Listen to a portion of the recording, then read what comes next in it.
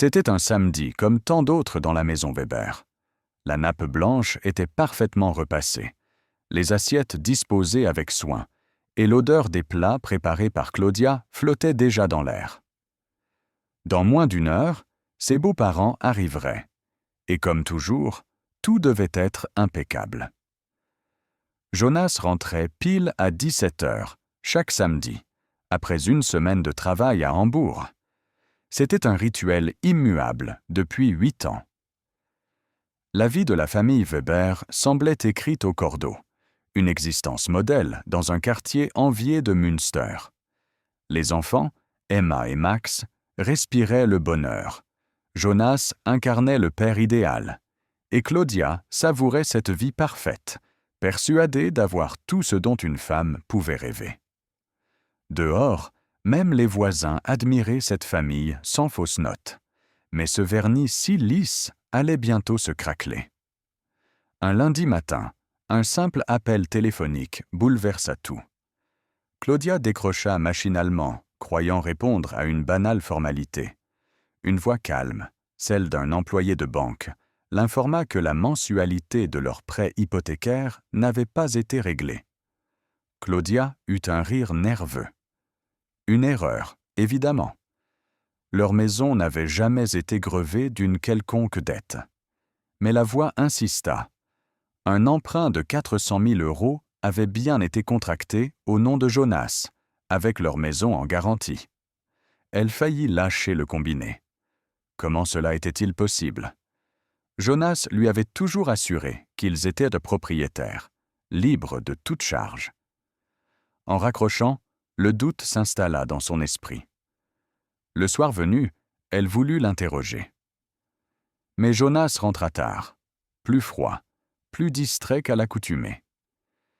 Et lorsqu'elle aborda le sujet, il se réfugia dans son bureau, esquivant toute conversation. Les jours suivants, les anomalies se multiplièrent. Des absences prolongées, des excuses bancales, des appels mystérieux rejetés avec nervosité. Claudia, poussée par une angoisse sourde, osa finalement entrer dans le bureau interdit.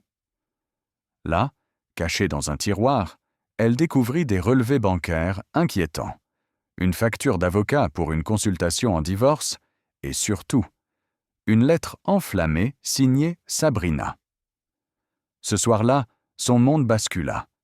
L'homme qu'elle croyait connaître depuis 10 ans n'était pas seulement infidèle. C'était un imposteur. Décidée à en savoir plus, Claudia réussit à forcer le code du téléphone de Jonas.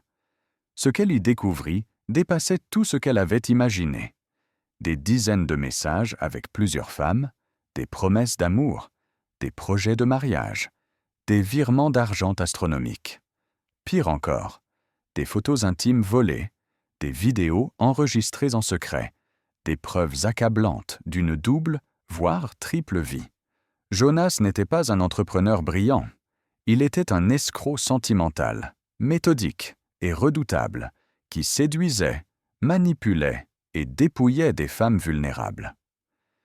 Claudia comprit qu'elle ne vivait pas dans un rêve, mais dans une mascarade savamment orchestrée depuis le début. Et Jonas préparait déjà leur divorce en silence, prêt à l'abandonner avec leurs enfants pour une autre victime. À ce moment précis, Claudia Weber cessa d'être une épouse comblée. Elle devint une femme trahie, mais aussi une femme déterminée. Déterminée à découvrir toute la vérité, et surtout à mettre un terme au jeu macabre de celui qui partageait encore son lit. Claudia savait qu'elle ne pouvait plus affronter cette épreuve seule. Elle se tourna vers Nina, sa meilleure amie, avocate, et lui révéla tout. L'hypothèque, les factures d'avocat, les messages avec Sabrina et toutes les autres. Nina, d'abord choquée, confirma ses craintes. Jonas avait pensé à tout. La maison n'était qu'à son nom. Ses comptes étaient séparés. Et en cas de divorce, Claudia risquait de se retrouver sans rien. Mais plus grave encore, les preuves indiquaient que son mari ne se contentait pas de quelques liaisons clandestines. Il appartenait à une véritable organisation d'escrocs sentimentaux avec un réseau international, des bases de données sur ses victimes et des transferts bancaires suspects à l'étranger. Jonas n'était pas seulement un mari infidèle, c'était un criminel professionnel. Sous l'impulsion de Nina, Claudia entre en contact avec le commissaire Brown, un enquêteur spécialisé dans la fraude. L'homme, sérieux et méthodique, comprit immédiatement l'ampleur du dossier. Il demanda à Claudia de jouer le jeu, de continuer à faire semblant de ne rien savoir.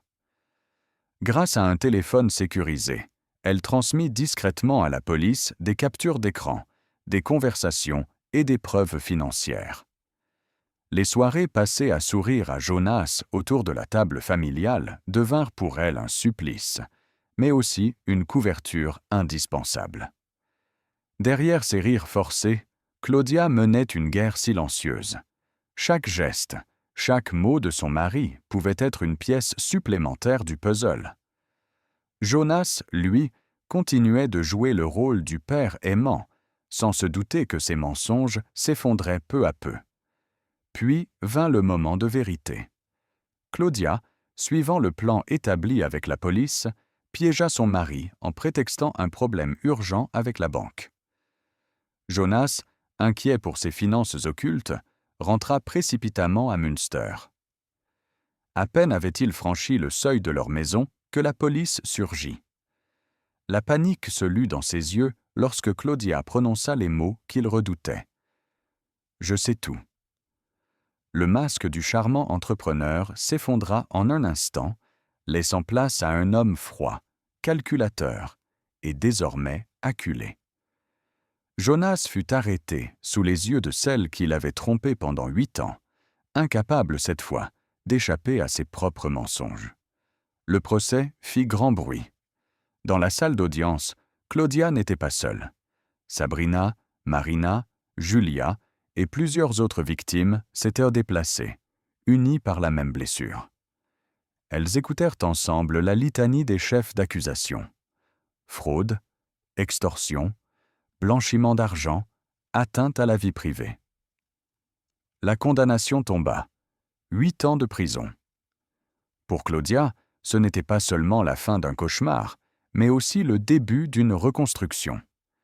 Elle perdit sa maison, son confort, mais retrouva quelque chose de bien plus précieux, la vérité. Elle comprit que si son mari avait toujours vécu dans le mensonge, elle, en revanche, avait été sincère dans son amour, dans son rôle de mère et dans son travail. Et c'était cela qui comptait. Aujourd'hui, Claudia n'est plus la femme naïve qui croyait en un bonheur sans faille. Elle a choisi de se battre, de reprendre des études de droit pour venir en aide à d'autres victimes. Sa vie n'a plus rien du luxe d'autrefois, mais elle a gagné une force nouvelle, celle d'avoir survécu à l'illusion. Que pensez-vous de l'histoire de Claudia Weber? Est-ce une victime, ou au contraire une héroïne qui a transformé sa douleur en force? Dites-le-moi en commentaire. J'ai hâte de lire vos avis. Et si vous voulez découvrir d'autres récits vrais et troublants comme celui-ci, abonnez-vous à Crimes Obscurs FR et activez la cloche pour ne rien manquer.